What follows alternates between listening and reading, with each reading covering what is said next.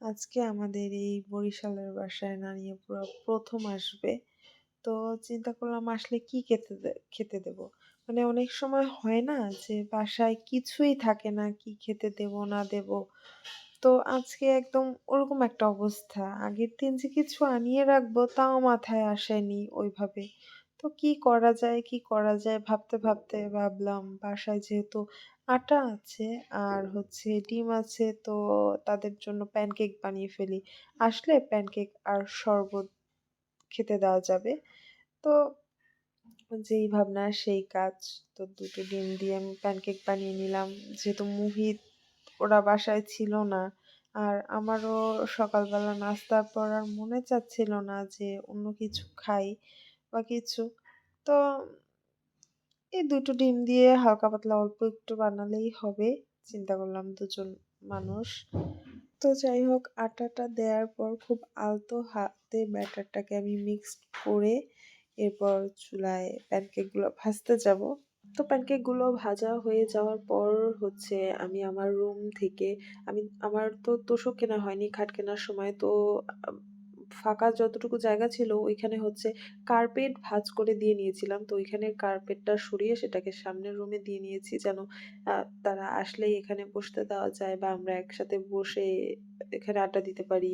বা আমাদের তো ২ টা বিছানা, তো এখানে যেন চাইলে একজন শোয়াও যায়। তো আম্মু আবার তারা আসবে বলে ফুলকপি ভাজি করেছিল, মুরগি রান্না করেছিল আর হচ্ছে মেবি করলা বা কোনো একটা কিছু।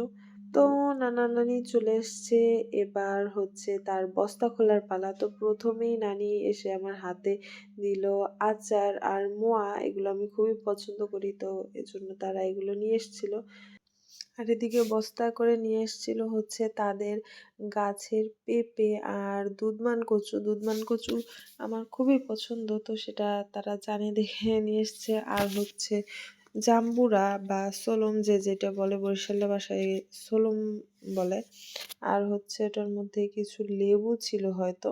আর মোচড়া ছিল, নারিকেল ছিল, কচু ছিল তাদের ক্ষেতের। আর ছিল তাদের নিজেদের ক্ষেতের কলা। এই হচ্ছে কি, কি এনেছে তাই। অবশ্য এখানে পাশে লেবুটা রাখা হয়নি।